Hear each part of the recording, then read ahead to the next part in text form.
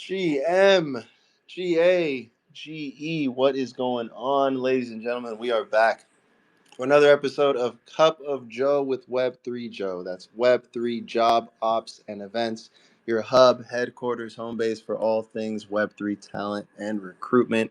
They power these spaces. We're here every Wednesday, 9:30 a.m. Pacific, 12:30 p.m. Eastern, doing our best to fill this next 30, 40 minutes with as much value as possible. We do so by bringing on dope leaders from the space to talk about how you can land your dream job over coffee.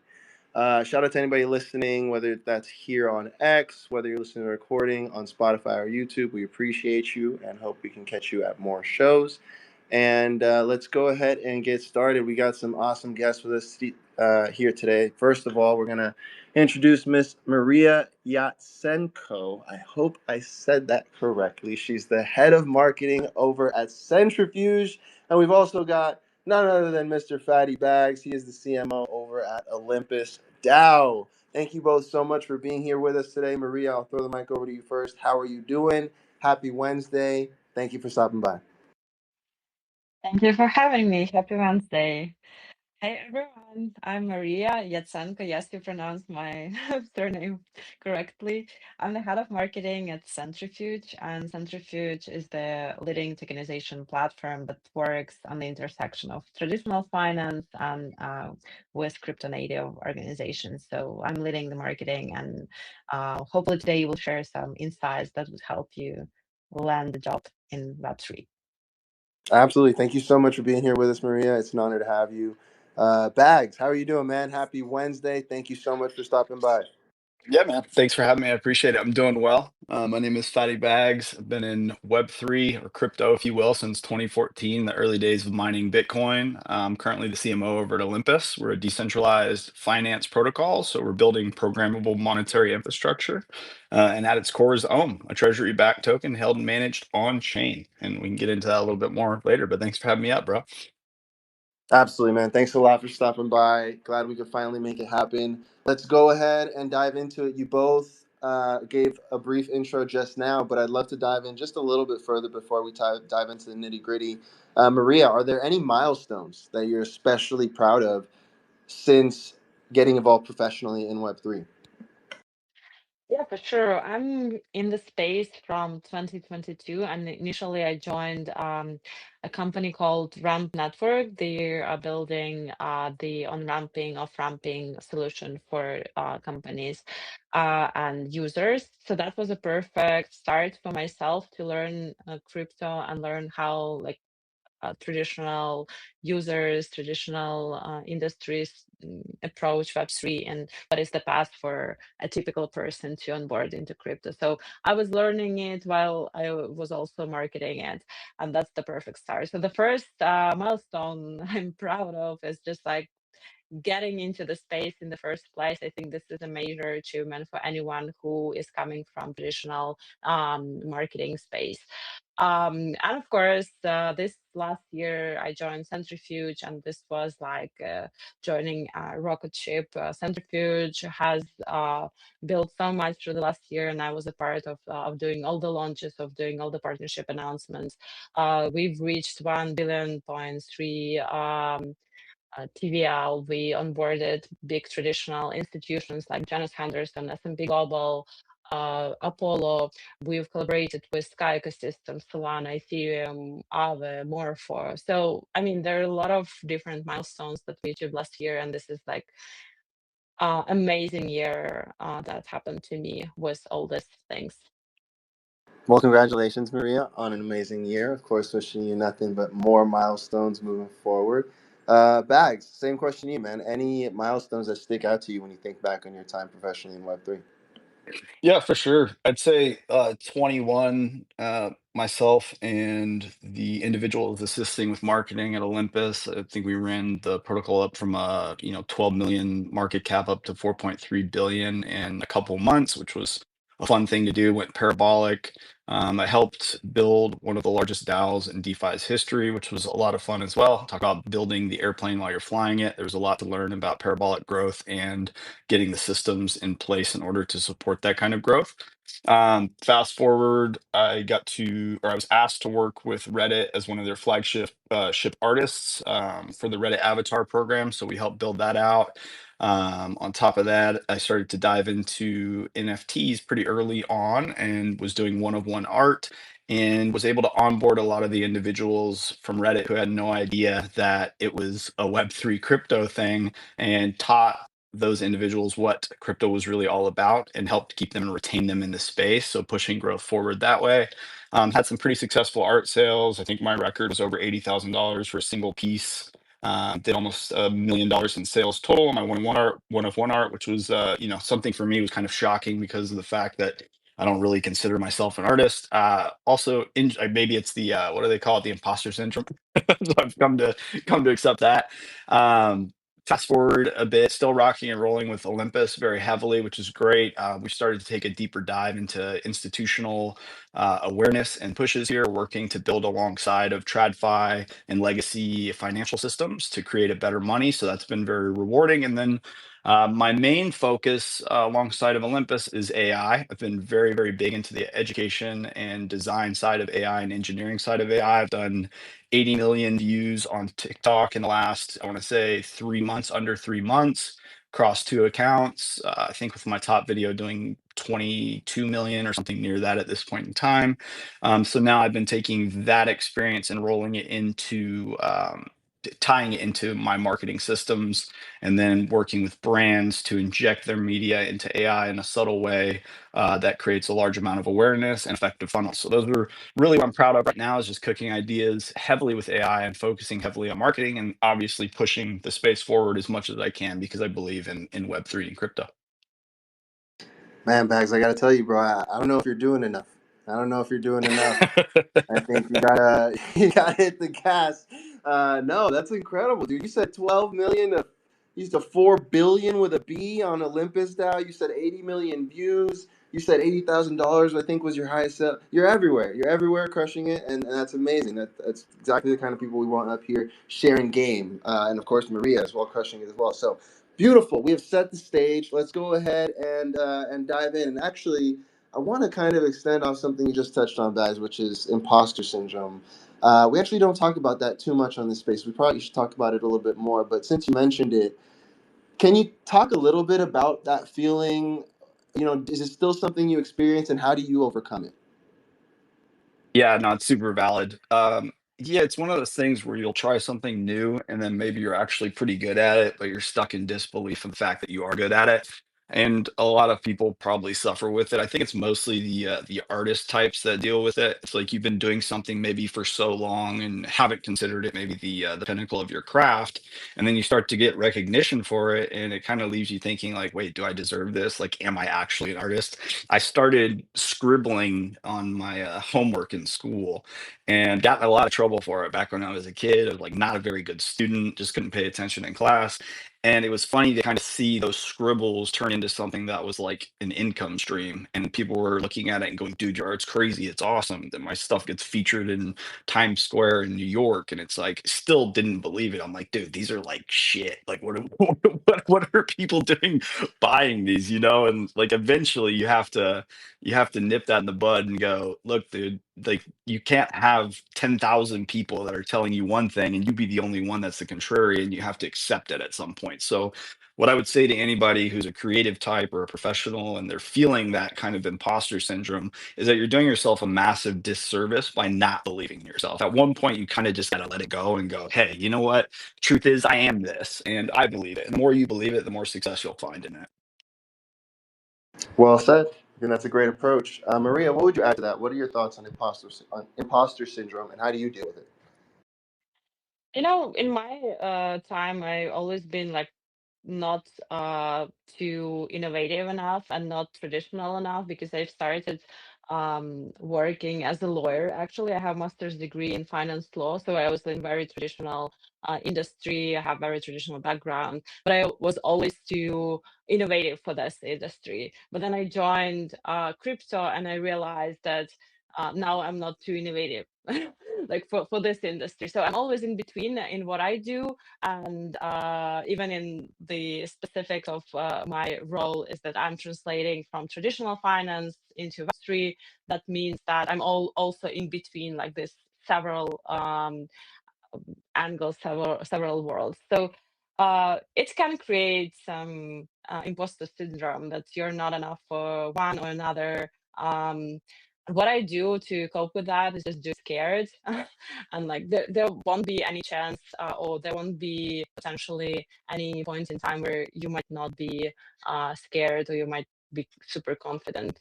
Just do it. Just overcome the fear, and whatever happens. What helps is just preparation sometimes. Like if you prepare, if you put some work, just assume that you will be worried, you will be nervous, you will be feared, and act from that. Just get ready for you being scared and how you cope with that beforehand. Like train if you speak publicly, prepare materials, do your research, and that helps quite a lot for me and for people I know. Do it scared.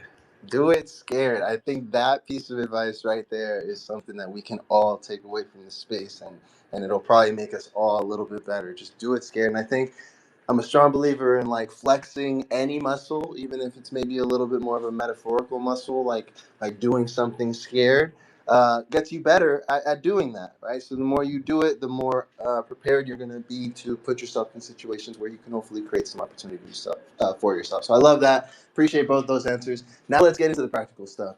How do you actually, or what is some advice you can offer for folks listening on how they can actually best go about getting the conversation started with a potential employer? Bags, I'll throw it over to you first. Yeah, it's a good question. Obviously, putting yourself out there and making sure that you truly understand your craft. There's a lot of LARPing in this space that I've learned over the years. Is people will talk a big game or they'll chat GPT the answers that they think that people want to hear, and at the end of the day, that kind of breaks down. It definitely breaks down once you're in it. So I would say the first thing that you should do is make sure that you're truly a master of your craft, or you are mastering your craft. And when you do speak to somebody, either know exactly what they're looking for. If they're looking for a master, make sure you are that master. If they're looking for somebody who's on their way to becoming a master of that craft and they're willing to work with you and watch you evolve alongside of that company, then make sure that's apparent as well. Your knowledge should be what sells you naturally, not saying what you think they want to hear. That would be a major key point in any time that you speak to anyone in this space. So I hear you saying self-awareness, first of all, like who you Mhm. are, who they are, what the opportunity is. And then once you realize that and understand that, authenticity, right? Being authentic with it, Absolutely. being forward. Yeah, And 100%. that's for you and that's for them, right? That's for all parties are better off when you come in with that approach. You can actually add the value that you promised you're going to add, and hopefully, cook up some cool stuff. Mariia, what are your thoughts? What are some good ways for folks to actually go about getting the conversation started with a potential employer?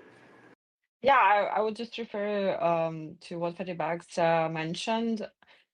It's very important to understand that you're good at what you're doing, but at the same time, as we just discussed, the imposter syndrome. I know a lot of people are already good at what they are doing, and they just do not start doing anything. Like not, they are not talking to the employer, so they're just afraid to apply for the role.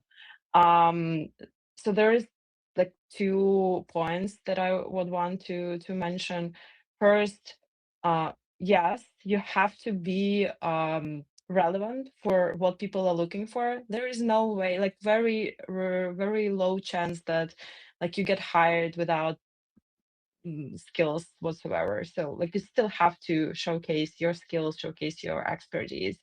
At the same time, yeah, go for it even if you're not 100% a match. That's my probably view on the world. And try and build a conversation in the way that would showcase your strengths and rather hide the weaknesses to the person you're talking to. But if we're talking about like how to start the conversations with the potential employer, I would say the conversation should start way before they are hiring. And when the hiring process has already started, it's too late. The hiring manager is already like flooded with hundreds of applications. I work in marketing, so one role that we can post, for example, a Centrifuge can get more than 1,000 CVs. And if every person messages me in DMs or like asking me for some feedback, it's impossible. Like it's physically impossible to answer to each DM like in a proper way. So of course, when you're first thinking about the hiring, you're thinking about the people you know and or you met or you even briefly remember. So if you are starting talking to employers, start talking way before they are hiring and during their like relaxed time when they are actually not looking for anyone. So they are more inclined to start relationships with someone else. Great advice. And we've got two executive marketing folks up here. So what better opportunity to ask what makes a 10 out of 10 candidate? What are y'all looking for when you got somebody sitting across from you and you're asking yourself, do I want this person on my team? Mariia, throw it to you first. I think it's there's always like some hygienic criteria, like do this person qualify? Does this person qualify for the role in general? Like, do they have experience, skills? But we've recently had this like process of looking for marketing and team member. And what I noticed, like what made a big difference in the perception was the energy of the person, was the vibe, and how the person fits the culture. So for example, Centrifuge is a startup, like it's a small company, like that runs 30 people. We're super fast. We're shipping every week. Like it's an announcement. It's some educational material. It's some interview, whatever. Like everything is super fast, and there's no way someone who likes to build big structures and very deep foundations, they would thrive in that environment. So it's not only about like how well you know the foundations of marketing, but like would you survive? Would you be able to cope and keep up with the pace that we have? So I'm looking for both. I'm looking for skills, for knowledge, but also like a match in terms of vibe, pace, and general communication approach.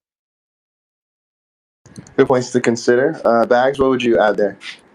Yeah, I'll echo what Mariia said. There's a lot to be said about the individual themselves specifically. In 21, we were getting hundreds of basically DAO applications a day, right?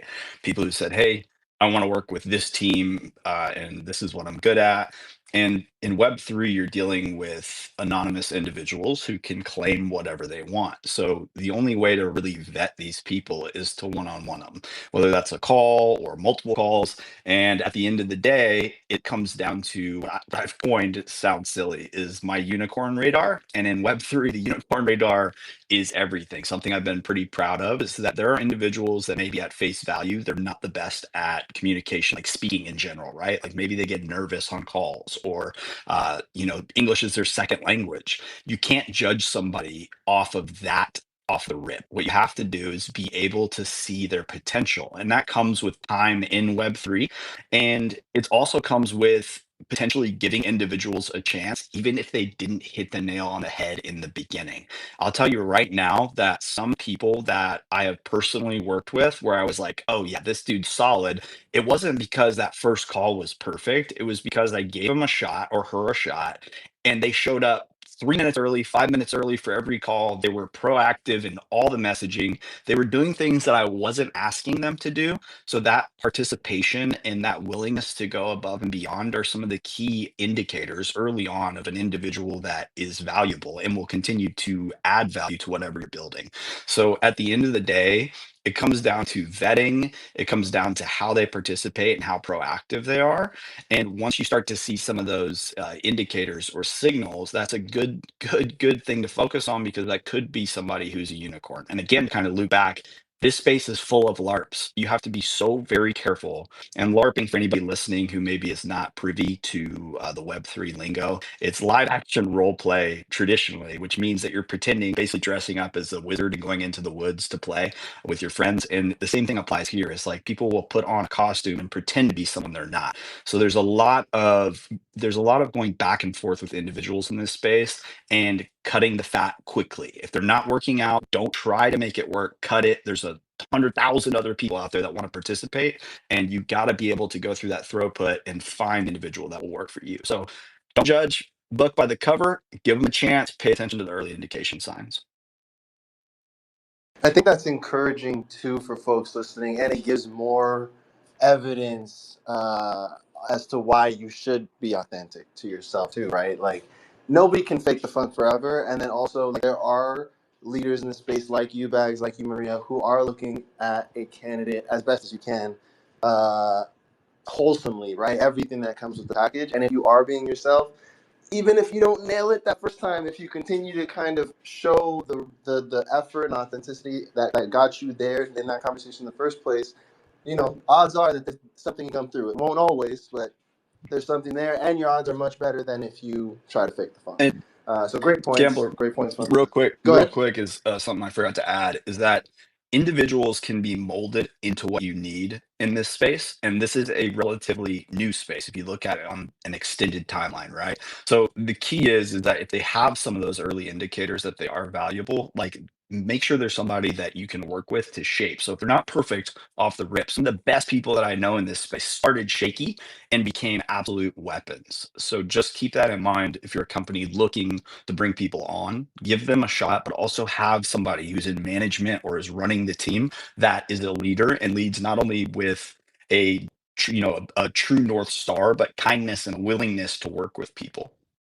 Yeah, I just want to second that because it's not like, sometimes people ask me like how to answer this or that question. Like I didn't answer that well. I gave a wrong answer to that question during the interview, and that's why they didn't choose me. I'm like, it's not about one specific question. There is no like right answer. Sometimes we can make mistakes. It's fine. Like the thing is that we all are looking for the whole picture about the person and the story that this person is telling, and like not with words, even like not only with CV, but in general with their profile. So like, who is this person? Where are they coming from? What is their experience? Who are the people that they worked with? Like, what is their why? So if they worked in very growth-driven organizations, and I see that these are the brands that are actually requiring people to like grind and like work with analytics and be very accurate in what they're doing, I already know what potentially to expect from this person, even like by looking where they worked in the past. And then like there is another layer of that story when the person starts speaking about themselves and like what they value and what they did and what they think is interesting that they did. So it's always the whole picture that we look at.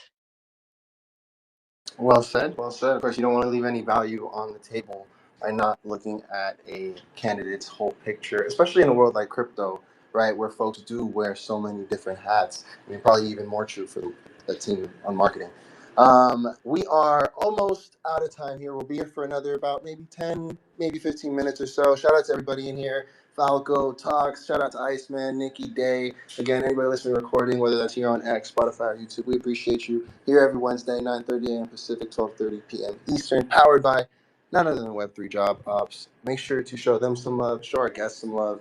And if you have any questions, feel free to drop them. You can drop them in the first pinned tweet if you'd like. I'll go ahead and check over there. But let's keep it going. Negotiation. I'm always extra interested in this topic because people have a wide range of perspectives on it, and I personally kind of suck at it. So I would love to hear you guys' thoughts. What is some advice you can offer when you've gotten through that initial conversation, you crushed the interview, now you got an offer on your table, you want to make sure that both parties walk away happy. What is some advice you can offer on negotiation? Bags, let's throw to you first. Yeah, I'll keep it short because we're running out of time. I want to leave space for Mariia as well.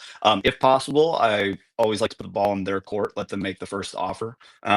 If you're asked to present an offer first, always shoot high. The worst they can say is no, and you can come down from there. That's kind of negotiation 101, even when you're buying a car. It's one of those things. Aim high, baby, and don't be afraid to do it. Always ask open-ended questions, which invite collaboration. This is super important. I've found a lot of success in that. If you open up that kind of avenue, you're gonna leave the table a little bit more open, and you're gonna be able to present some of your beliefs and personality onto that negotiation layer. And then on top of that, they'll also be willing to kind of correspond with you in a way that is going to it's just going to create more of an authentic negotiation, if you will, if that makes sense. And then on top of that, get it all in writing at the end. The space is notorious for people saying one thing and doing another. Always get it all in writing. And then above all, know when you need to walk. So never sell yourself short. Know your value, know your worth. And there are a lot of opportunities in this world. Don't put too much weight into just one thing. And if you need to GTFO, then you need to GTFO. Great tips. Great tips. Very efficient. Yeah. Quick hitters right there. Mariia, what are your thoughts on negotiation? Yeah, I support everything said.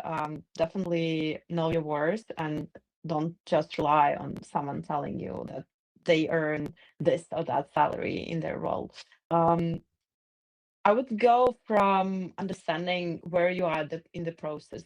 So I guess this is the last stage. I guess like each party spent quite a lot of time talking to you, and you spend time talking to them. So everyone wants this deal to happen, and this is a collaborative environment. Like, make sure you understand that like everyone wants this to end happily. So negotiate, yeah, find a way to get what you want in a form that would be possible for both parties. But in the end, there is a very low chance that someone says, this doesn't work, let's just start over. No one wants that. So always negotiate, always try to get like whatever you want, and you will get whatever you ask. My grandfather always said, we already have the no. Said we already have the no. What's the Let's go worst? searching for the yes. Yeah, what's the worst that can happen? They will just take the offer away, or like probably no, right? It's like you will find a way. Absolutely. Every week we try to touch on a specific part of the getting hired, being successful in Web3 process. We're still early in the year, so we're at getting started right now. I got one question to cover this a little bit more in depth for each of you. And that is, what is the most important part of getting started with a career in Web3? Now, you guys can look at this, whether it be psychological, whether it be more practical, whether it be experience-wise, whatever comes to mind when I ask that question. And if you want to list maybe one or two things, go ahead. But what is the most important part when it comes to getting started working in Web3? Bags, I'll throw to you.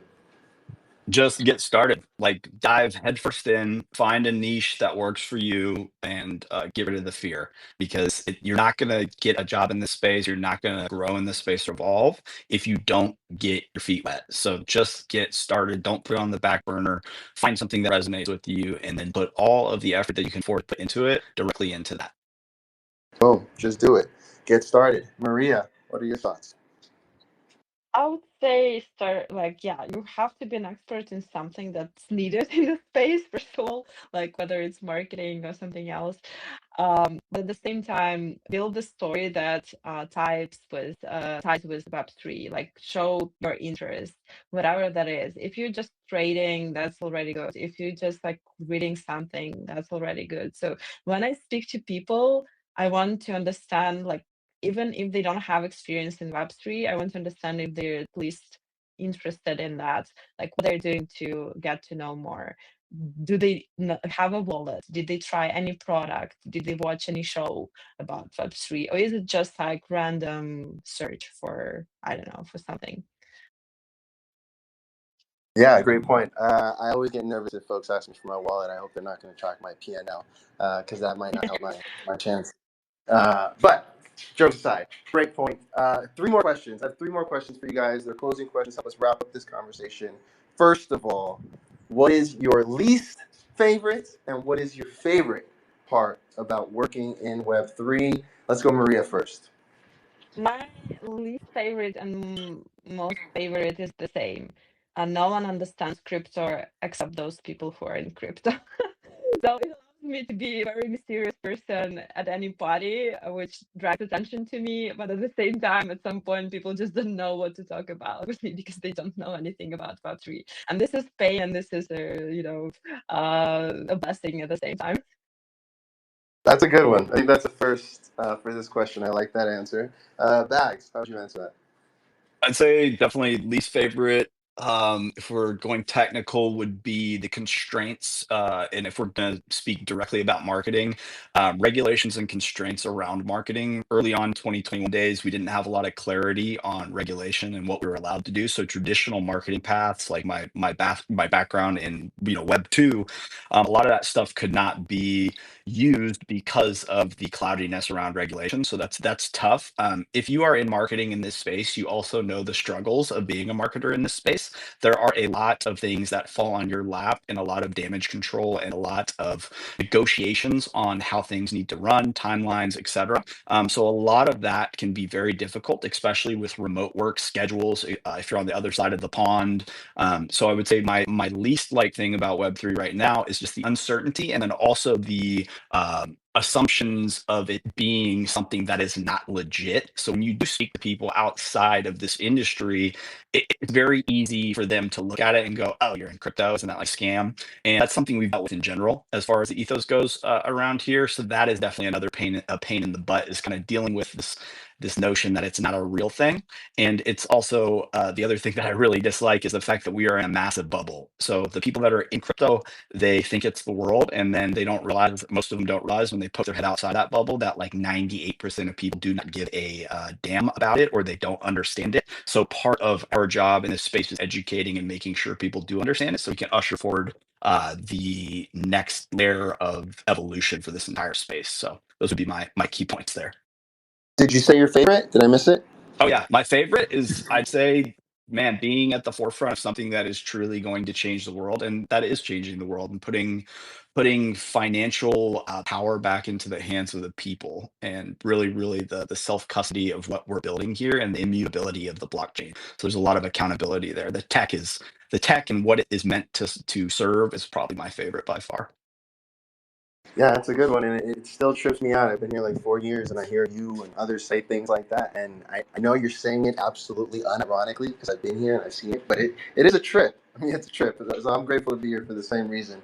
What is the final piece of advice that you would like to leave our listeners with in regards to getting hired in Web3 or advancing your career in Web3? Mariia, I'll throw it to you first. I think one of the like wisdoms that I learned early in my career was that there are a lot of loud people, but someone has to do the job. And if you're scared, if you have doubts, but you're a good professional, a good expert in what you're doing, go with it. Go. This is your strength. This is how you will win. Because in the end, me, for example, as a hiring manager, I want a person who will do the things that they were hired for. And I expect that my managers want the same, and not being like loud and just super visible on Twitter. Well said, Maria. I really like the way you approach things because I don't like things that are too complicated. I can get lost in it and overthink things. I like to keep things simple. So I really like your approach of do it scared, do the job, get it done. We got to see the results, right? We got to see the results. So I appreciate that answer for sure. Bags, how would you answer that?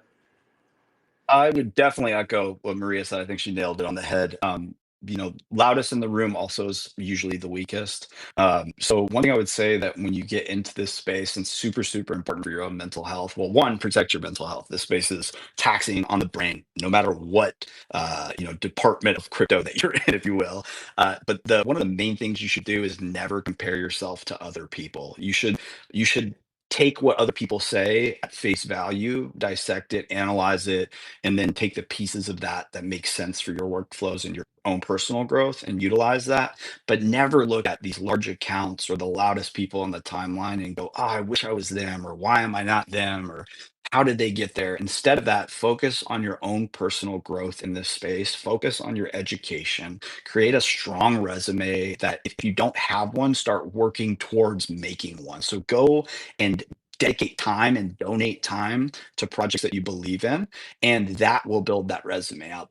Some of the best people in this space started because they were passionate about an idea or a team that was building something, and then before they knew it, they were part of that team, whether that was just helping out through proximity or they became part of a core contributor group because they understood it and they had faith in it. So, one, don't compare yourself to other people. Go show up. That's the most important thing. You can talk all day long, but if you show up and you actually put forth effort and you show protocols, projects, companies that you're willing to put in work, even if there is no gain for you at that exact moment, that will translate into opportunity or potential opportunity for you.